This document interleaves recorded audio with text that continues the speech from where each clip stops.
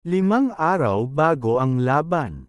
Sa totoo lang, nagsisimula ang proseso ng pointang 3 araw bago ang laban, kahit na ang mga araw na pang-5 at pang-4 bago ang laban ay maaaring hindi isama sa yugto ng pointang.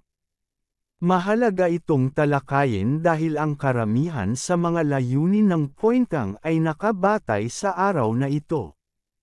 Ito ang araw kung saan pinapakain ang mga kandidatong manok ng minimum na halaga, na muling nagpapatunay na kaya nilang tiisin at makapag-perform gamit ang dami ng pagkain, at upang sa wakas ay piliin kung sino ang mga lalaban. Oo, nangangahulugan ito na ito ang gabi ng sparring. Ito rin ang araw kung kailan huli nang maaaring i-introduce ang mga pagkain na gagamitin para sa pointang. Kung maipakilala ng mas maaga, mas mabuti upang masanay ang manok na kumain ng mga pagkain para sa pointang.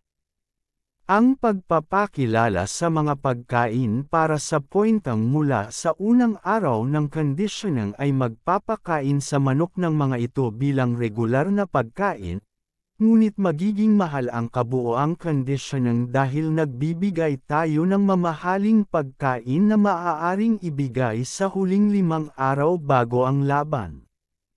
Pero kung tight ang budget, maaari mo itong ipakilala sa araw na ito. Ang karaniwang aktibidad para sa araw na ito ay katulad ng mga nakaraang araw ng sparring sa iyong conditioning regime.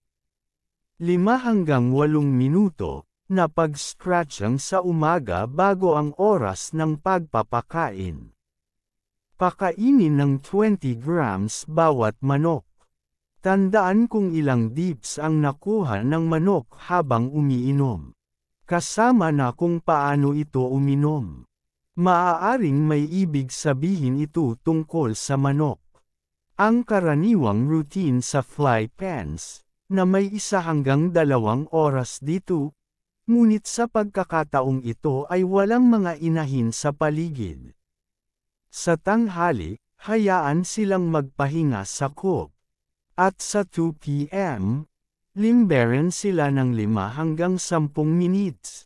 Ito ang oras na nais mong bigyan ng 5 gram snack ang mga mabilis mag-digest na manok at ang mga manok na sensitibo sa pagkakaroon ng walang laman na tiyan, at dapat mo nang malaman ito mula sa mga nakaraang sesyon ng sparring.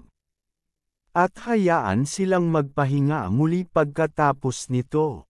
Dumating ang 6:30 p.m. Limberan sila ng hindi bababa sa 35 minutes. Tandaan ang kanilang mga dumi.